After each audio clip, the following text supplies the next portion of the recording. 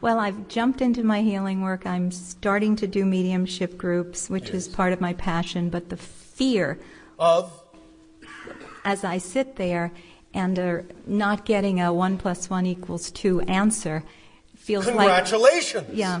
You're going in a new direction then. Feels like a comedian, Drop your expectations. Jokes are falling. Drop your expectations. You are entering the realm of the trickster.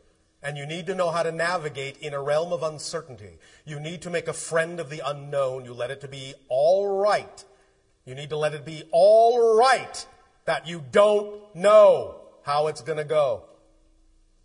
You're holding on too rigidly to something that is free-flowing. You understand? Yes, because the shame that comes up of getting it wrong is almost... Oh, the shame of getting it wrong. Watch this. Right. 3 + 3 is 29. Oh, I'm so ashamed.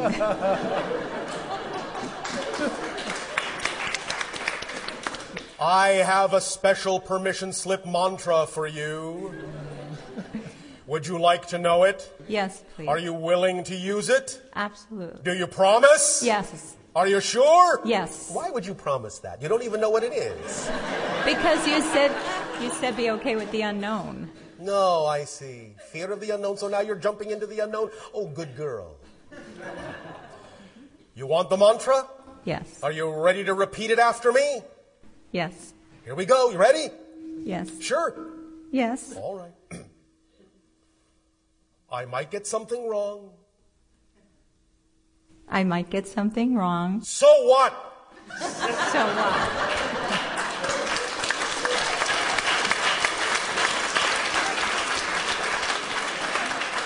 Now, I know that different humans have a preference for different kinds of expressions, so if you wish to substitute so what for big deal, that's all right.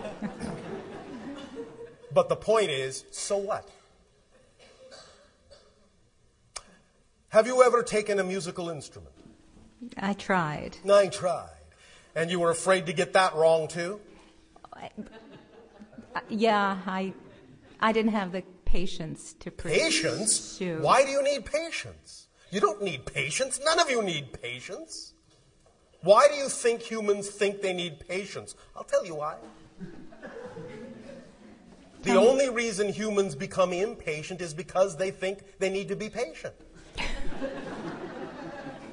You don't need to be patient. Let me ask you a question. May I? Thank you. I will. If you're doing something you absolutely love to do all the time, what do you need patience for? You don't need patience if you're not waiting to do something you love to do. The only reason you are impatient is because you're not doing what you love to do, and so you are patiently waiting to do it. And the patience wears thin.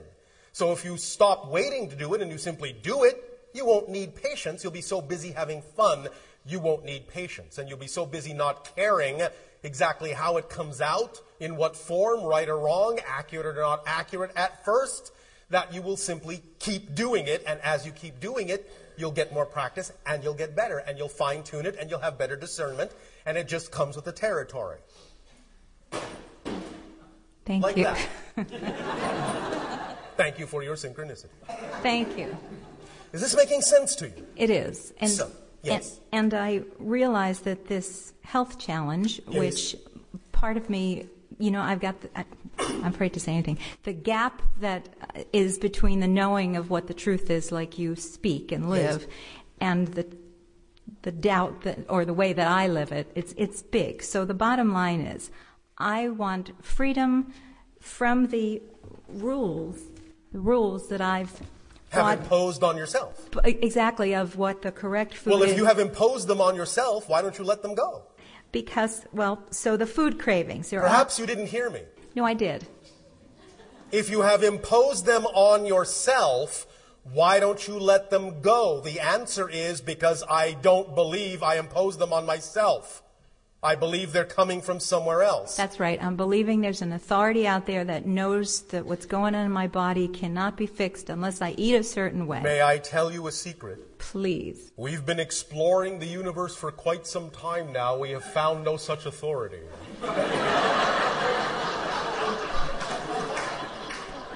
But as long as I believe that there's As an long authority. as you believe So- there is.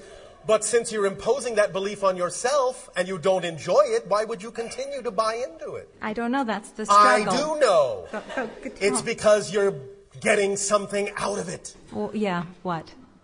You That- tell me. Well, that What I. are you getting out of it? Remember that- what we said about motivation. Well, that I can't be right, that it's not okay for my life to work, and that I'm, if everything's going well Yes. physically, and so I have no excuses to not Ah, jump no in. excuses. Then I'm going to, then I won't have discernment balance. I'm going to knock people over. I'm going to be Now, too powerful. why would you have a definition of your excitement that would be such an out-of-balance definition?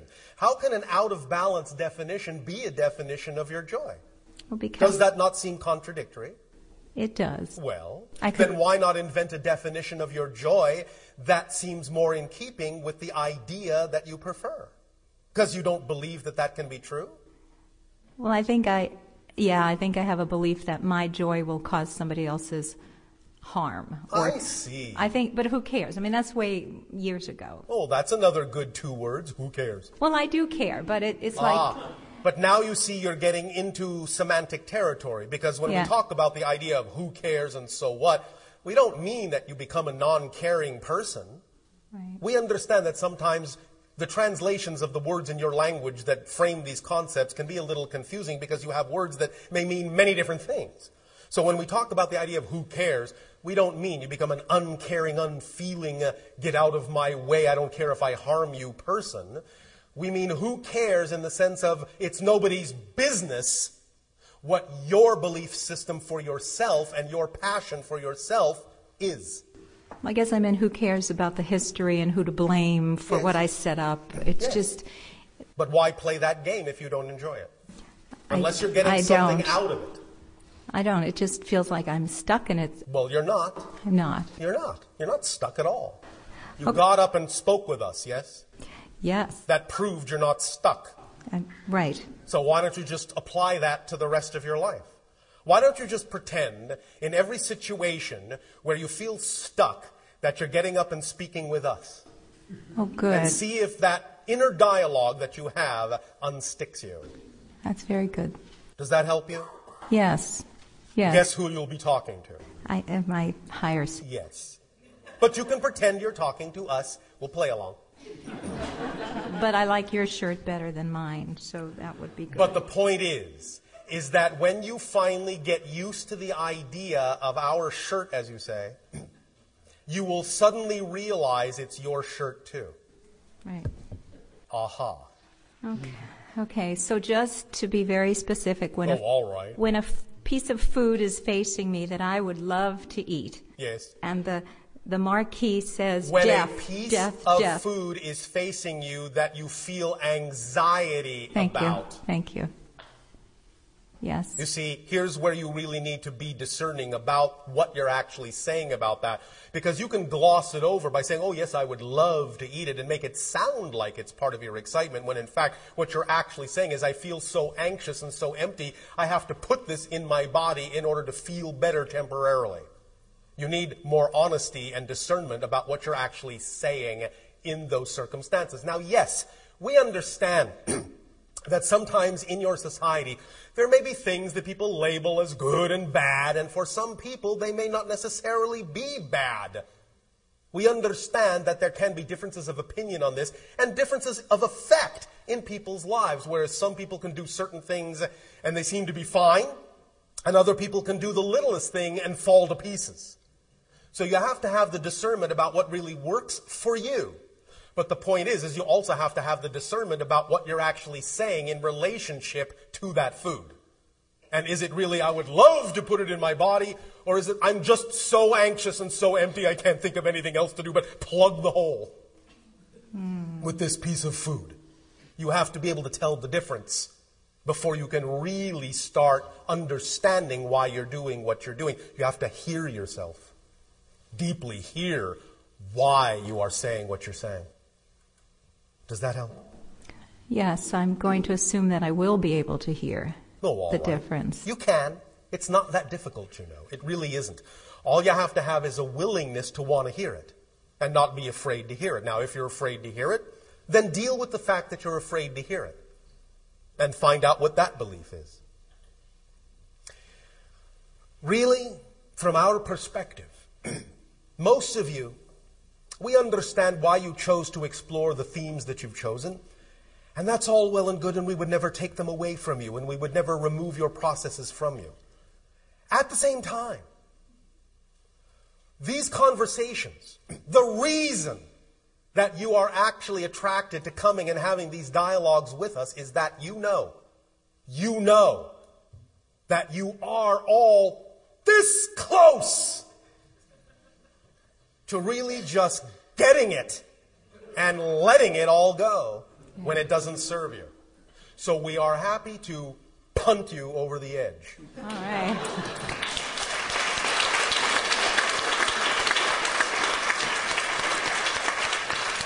Thank you. Don't be so hard on yourself. You're not as far away as you think.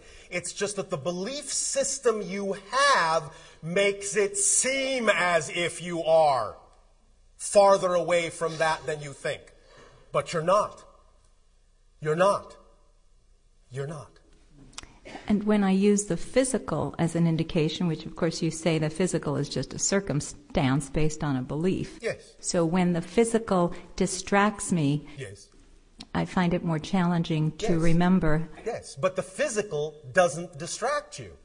You distract yourself by focusing on the physical.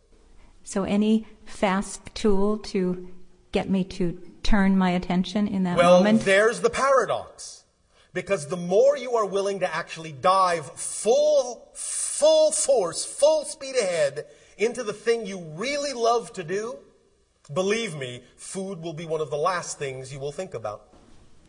And the physical things in my body will also The physical things will bring themselves back into balance because pay attention, when you are doing what you love to do, when you are living your passion, you are on a frequency level that makes it possible for you to know what really needs to be done to sustain you and what does not. The only reason you're confused about what really needs to be done is because you're not actually on the level where you can perceive the information about what you actually need and don't need. Wow. So when you are in your highest vibrational excitement, the highest vibrational excitement is always a complete kit. It's the organizing principle. It's the driving engine of your life. It will give you the ability to perceive exactly what is needed and what is not part of your frequency. But you will not know that until you're actually in that frequency. So in that place, Yes. that's when the synchronicities happen. That's when the synchronicities orbits happen all the time. Remember, there are negative and positive Right. synchronicities. But I'm saying more the ones that are more in the flow of that higher vibration Of course. can come in. They cannot happen in a lower vibration. But what does happen in the lower vibration are synchronicities that are indicative of that vibration. Right. So if you are having this, as you say, struggle with the idea of whether or not to put food in your mouth, the synchronicities you are creating is a constant barrage of food you have to decide whether or not to put in your mouth. Yes, that's correct. You will always find yourself in front of that situation because that's the synchronicity you're creating with your particular frequency. Now, if you wish to create another one, the universe will not contradict you. It will support you in the creation of any frequency synchronicity, just as it obviously has supported you in the creation of the synchronicity frequency level you're already on. Yes. Remember, the universe supports you no matter what. Right. It's unconditionally supportive. So, if it supports you on the negative side, what reason would there be for it not to support you on the positive side? Oh, you don't deserve it? You're not worth it? I guarantee you, if you weren't worth it, you wouldn't exist. Good. Because creation doesn't make mistakes. Very good. So, if you exist, you belong, and you deserve whatever it is you imagine that you deserve. Otherwise, you wouldn't exist. Okay. All right? Thank you so much. Thank you. Thank you.